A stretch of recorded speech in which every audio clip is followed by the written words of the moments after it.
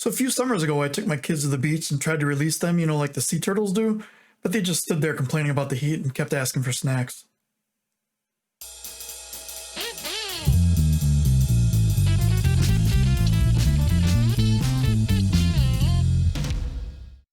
Hey kids, Adam here, and today we're going to do something different. This is going to be the start of a 4-part series where I break down the mix from the latest song that I did on a solo song called The Nature of Bass. Now, this song started out in kind of a weird circumstance. 2005, 2006, I had a neck surgery 1 year followed by an elbow surgery the next year, and as a result wasn't able to play bass for almost 2 years. Kind of a dark time musically for me, but one day I was just kind of screwing around. I had an idea in my head and I said, you know what? I need a drum beat for this. And back then my DAW of choice was Sony's Acid. It used to be owned by Sonic Foundry, and then Sony bought the products up. It was a loop-based DAW, similar to like Fruity Loops or Ableton or something like that. And part of what you got when you purchased the DAW, and you could buy add-on packs, were all of these loops in wave format. Typically what you would see, you know, similar to what you would see in samples these days. And I went through and I had a giant library. A friend and I kind of pitched in, and we had like 17 DVDs worth of these wave samples. And if you know how much can fit on a DVD, or even what a DVD is these days, you know, that's a lot. You know, there's a lot of data there, a lot of wave files to go through. And Acid had a Explorer similar to Reaper's Media Explorer, and just kind of went through, and I was like, I had a specific drum beat in mind. I had no MIDI at that point. I had no way to create my own drum beats, so I was stuck to these. So I started going through and I heard one, and I'm like, oh, that would be interesting to maybe play with. So I threw it in a project and kept going, and I found another one. Oh, that'll actually go with that first one. So I threw that in there. And before I knew it, after a couple hours, I had an entire song structure. I was like, I could put some really cool bass lines to this and basically have this whole song.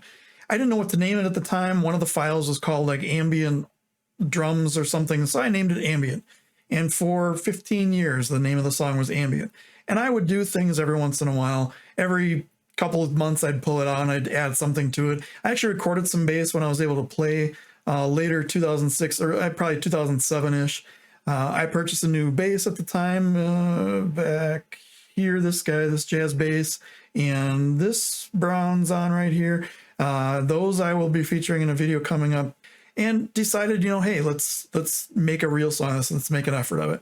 Well, life happened, joined a new band, started playing with some people, gigging a lot, changed kind of musical styles. I've never really done a song like this, and it kind of shelved for a while. And I'd pull it out every couple of years, and I'd look through it, and I'd maybe play a part or play a different part or rearrange some things or move it around. And over the years, I moved it from Acid to Cakewalk to Sonar to Cubase, and finally to Reaper back in like the 4.x version. And didn't really do a whole lot with it over the years. And finally I said, you know what, 2020 really sucks. And there's not a lot to do other than music. So let's finally take this thing that I have and finish it. So this past summer, I worked really hard on it. I recorded some parts. I worked into the fall. And I shouldn't say I worked really hard on it. I worked a couple hours a week here and there. And then finally in November, I decided to make the final push. And I got all the last bass recorded. I got it all mixed, all mastered. I decided to change the name to The Nature of Bass, and I put a video together. And I'll leave a link to this whole song and probably put a card up here in the description for the video that I released. And I did it in colors. So this is part 1, green. And I will show you what I mean by colors. And if you watch the video, you can see that there's actually color changes. Let's go over to Reaper, and I'll start breaking this mix down. All right, here we are in Reaper, and you can see why the first section was called green. So that's, you know, your standard song, you have like your vocal track, and you have like verse here, and then maybe your pre-chorus, and then your chorus, and then maybe your bridge and another chorus and things like that. In this song, because I was using loops, I really only had a handful that followed from section to section. Most sections were completely different, and even the bass was completely different between sections. So I decided, well, let's just color these things for now, and we'll go from there. So this is a green section. I'm going to start out by just playing this for you, and you can get an idea what this song actually is. So this is just the green section, complete mix intact, all plugins on, and here we go.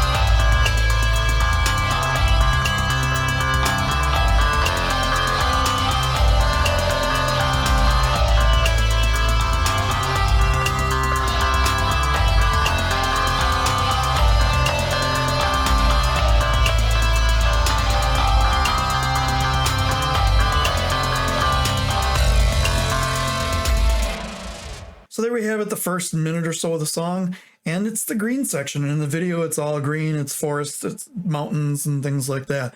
I'm going to turn off all the plugins. I'll be back in just a second. All right, for starters, I'll show you my master fader plugins, and I have a SSL bus compressor. I have a PuigTec type EQ with the bass boost and attenuation trick, and a little bit of high boost. I have ReEQ with just a subtle 16 dB high pass filter, a boost 60 or 60 hertz ish, a cut around 300 hertz, and a small boost at 8.5K. I have my favorite Kramer tape just on it's the the preset is mastering clean and open. And then I have this MixCentric Greg Wells plugin from Waves. It's kind of a cool plugin. It adds harmonic frequencies and EQs and things and in a one knob setting. And I set it right at, what is that, like 10 o'clock ish? Because 10 o'clock's a good time, and I just leave it there. And then I have a UltraMaximizer here that I was using just to bump up the volume before my mastering process. So that's the master track. I won't go into much on there. Let's get into the actual tracks themselves, and we'll start with this one called Glass. The song actually started out with a completely separate, different beginning, and over the years I just didn't like where that was going, so I decided to change it completely up. And I found this kind of cool loop, and this is this is a Sony acid loop. This is not me playing this. This is me stealing, sampling. Sampling is the word. Yeah, that's what it is. It's not stealing, it's sampling. And here's what it sounds like before any processing.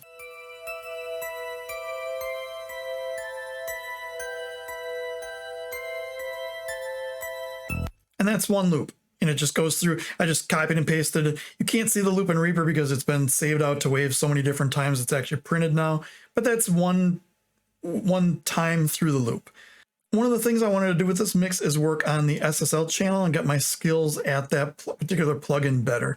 I think it's very versatile. It takes up less resources than having separate EQ compression gates and things like that. And it has that cool analog vibe. So here I have a high pass filter at a little over 200 hertz. I have a low pass way up at like 16K. I have a bump at 8K of 3 dB. I have a bump of 6 dB at just about 2K, and then I take out a little bit at, this is like almost 700 hertz. I take out like 3 dB. Compressor, 4:1 ratio, standard attack and release, and just set it. So here's what it sounds like before, and I'll kick it in halfway through. After. So it just really brings out those highs and it really makes this stick out. This is one of those samples that it really needs to stand out in the mix. It's kind of muddy before, so I put, and I'm not afraid to put too much of these mids to highs in there. Next thing I did is I added my room verb on it, the send at 0 dB, and then I have another verb that I do that's just on the right side, and I wanted a little bit of this tail over. I have this pan 50% left. I have the reverb 100% right, so here's what that sounds like.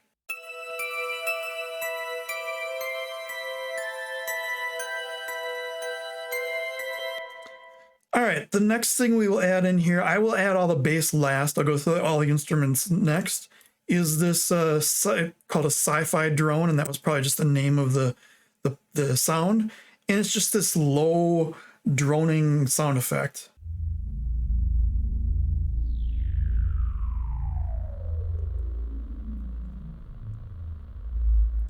Kind of in the background. It does a couple of whoops and things in here.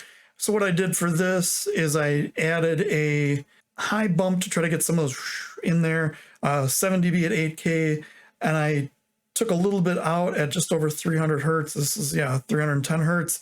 And then I did a big bass boost at 60 hertz here. So we'll play with this on. And now it really rumbles. And I cranked the output gain up as well. And I also added it to my room reverb.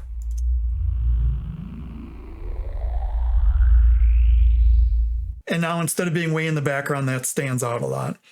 Next is this loop called Acid Drums. And if I solo just this out,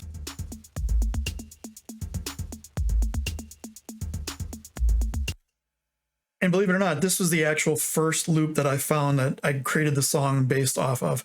However, I wasn't able to really get the sounds that I wanted off just this one sound.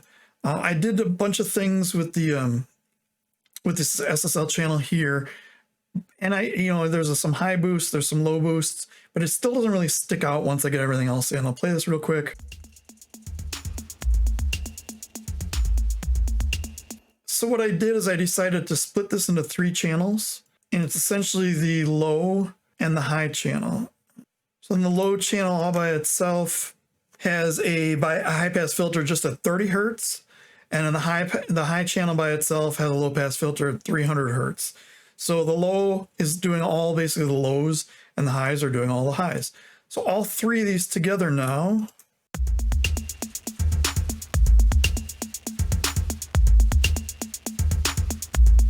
so it just gives it that bass boost, kicks in. All the highs are there without being real harsh. I can compress things a little bit differently. I decided just to do it like that. And this is the jump channel that shows up in a number of different sections of the song. I did the same effects for everything. Next track is this kind of secondary melody.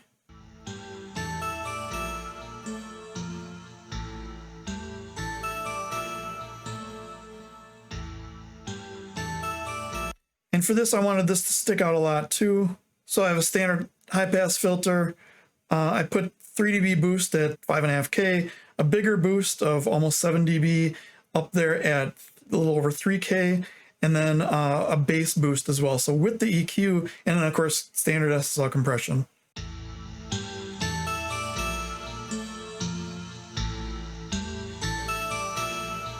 That da-na-na-na stands out more, and the bass stands out a little bit more. And then I added this to my room reverb, and I added it to the verb left.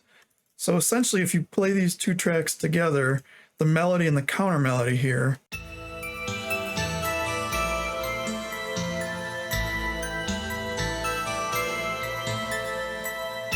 they kind of play off each other. And I really like the way that both of those play off each other. And I kind of sent them one to the left and one to the right, and then sent their reverbs on the opposite side for extra width. Next track is this one here.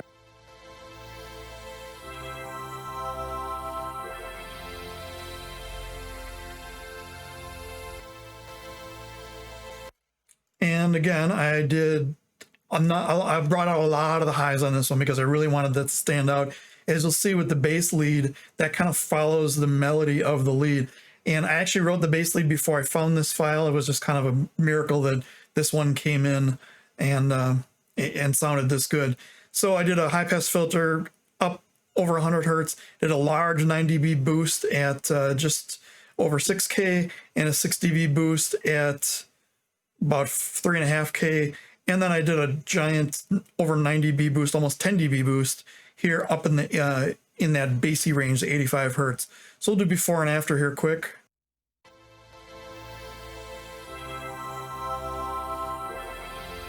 Kind of muddy, kind of fading. Here's with it on.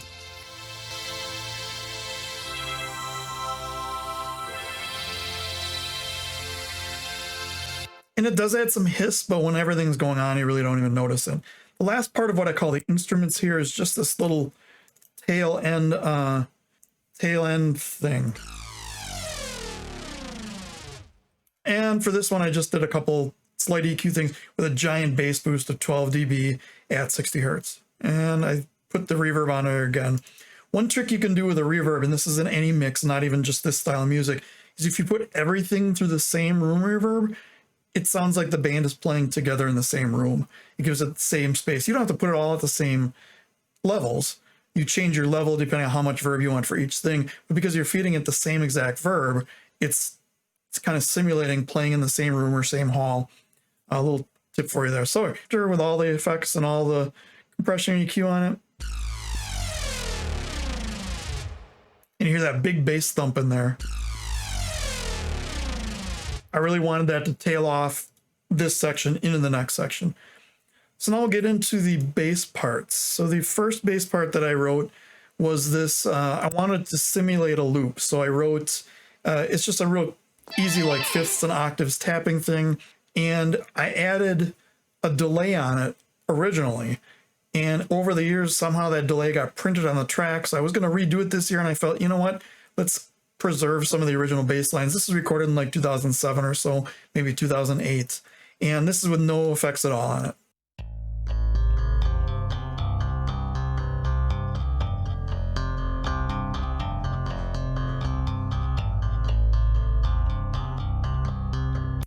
So kind of a cool part, but as you can tell, very muddy.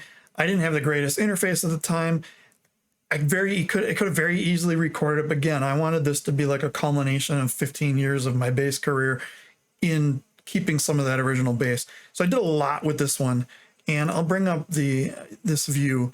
First thing I did is I love putting the Kramer HLS on bass tracks with the EQ at 700 hertz and just a 2 dB boost.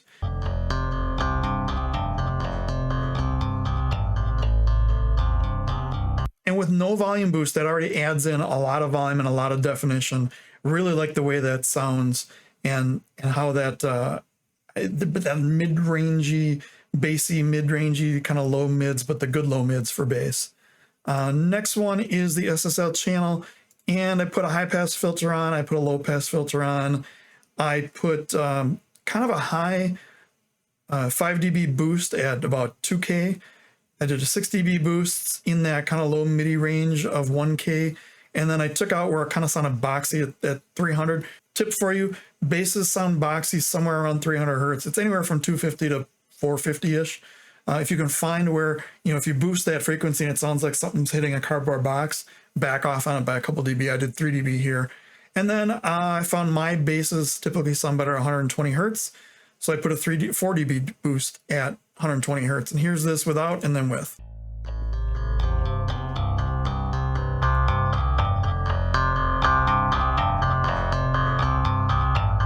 So that's where all the definition comes in. I still have the low end. I'm not really as interested in the low end as much because some of the other instruments take care of that in this part. I still want some of it in, but it really brings out the highs. And then I needed something else. I needed to duck under what some of the bassy instruments were doing. So I ran out of channels on SSL, so I just threw ReEQ on at 70 hertz and I brought it by about 2 dB. This is just a standard 1176 compressor. I chose the piano preset for this, and I know presets in this 1176 don't make a whole lot of sense because there's so few knobs, but I want to get the attack and release time similar to what a piano would be. And I chose an 8-to-1 compression. If you notice in the SSL channel, I did have a 2-to-1 compressor, but that was really just to kind of tame the peaks a little bit. This is really to squash it. So before, and there's going to be a giant volume boost here, so let me do before with the volume all the way up here.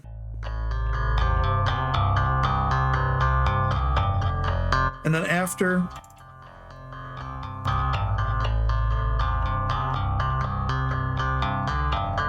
and I'm not doing much, 2 to 5 dB in here of a gain reduction. So then I hit it with saturation, and I just hit it 100% because I like the way JS saturation sounds.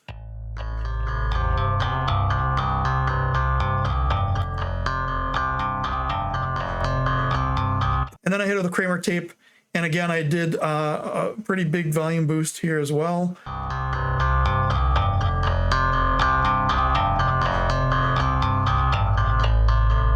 So then before plugins and after.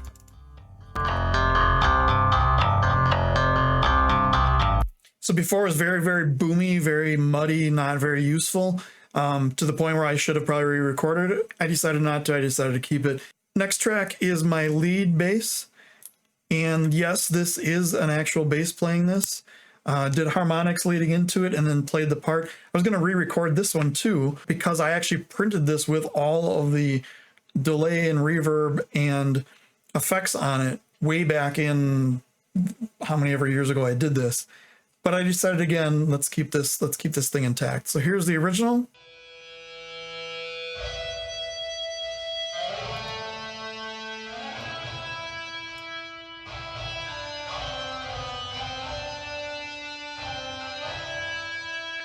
So it's like very tin canny sounding, very far away. I still like the way it works with everything else. So I decided to hit it with a couple things. I hit it with the Scheps 73, and I did a mid boost here. I treated it like a guitar solo. So I did what I would do in a typical guitar solo. I hit it with this 1.6K at 5 dB, and then I hit a high pass filter at 160 hertz, and then I bumped the volume up on this. So before and after.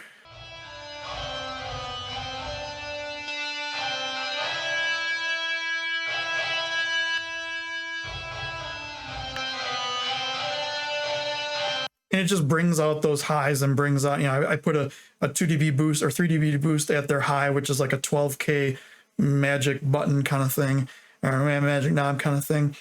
And I like the way it makes it stick out. Next, I hit it with this CLA2A because I like this for sustained type things. If you think of this 1176 more for staccato, but I do like it on bass, so it's hard to, you know, like a piano type sound. Bass, slap bass, it works really well on. If you look at the CLA2A for more like a distorted guitar or a lead instrument. And so this is before and after with that. And I'm not hitting it hard at all.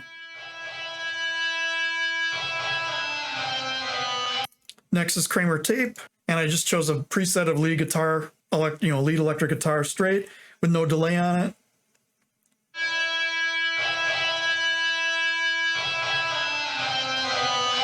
Needed to bump out a frequency to get it out of the way of everything else that's going on in those high frequencies. And this was about 2.5K. I used ReaEQ because this ReEQ I found seems to have a bug in it where it turns off bands for no apparent reason. I haven't found a new version of it, so if anybody knows who the devs are, I don't understand why it's done it. It's done it through a couple different computer builds, so I'm moving away from that.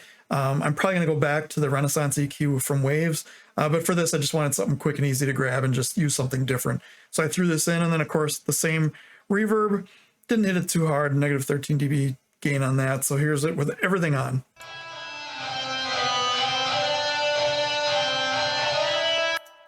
All right, next is just a real simple bass drone of a low E.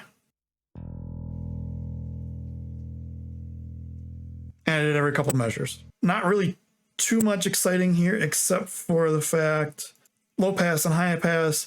I did a bump in the highs and where I would normally do bass. I did that boxiness cut, and I did a big 9 dB boost at my 120 hertz. And then what I did is I set the 1176. So basically the note would sustain all the way through until the next note was hit.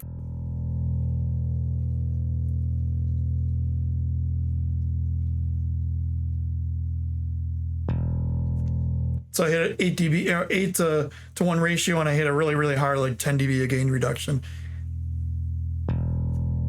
And then standard Kramer tape and rim reverb. And the same for the next track, which is just a harmonic at the 4th fret.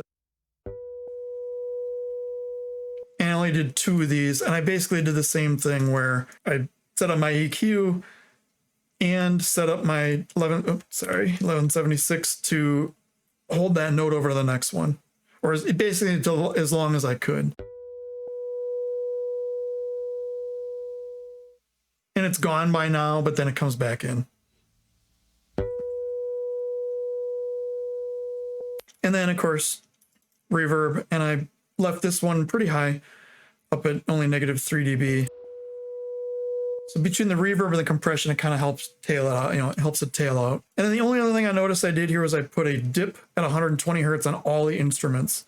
And that's the philosophy that I have, or the strategy that I have to boost wherever I boost the bass, I cut everything else. So if this were a drum set, I would cut like the kick at 120 hertz and boost at 60. And on the bass, I would boost at 120 and cut at 60. So there it is, the whole section.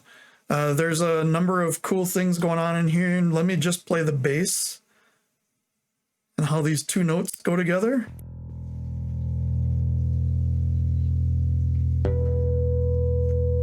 Nothing crazy there. And let me play how the lead goes into the arpeggio.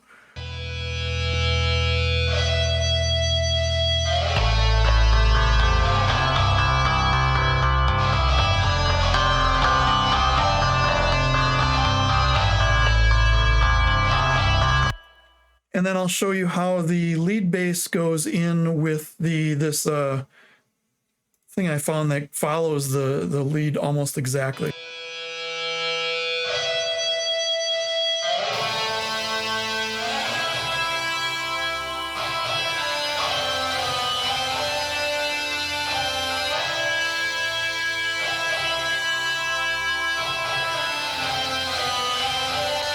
So there you have it, the green section of this song. Next up is going to be the purple section. Look for that in the next video. So if you like this video, please thumbs up, comment, subscribe, hit the little bell thing, share it out if you want. Take a listen to the original song, the whole thing with the video. It's kind of cool if I say so myself. And if you really want to help, there's a link down below to buy me a Coke. It goes a long way to having me drink caffeine and sugar. Thanks. Until next time, take it easy.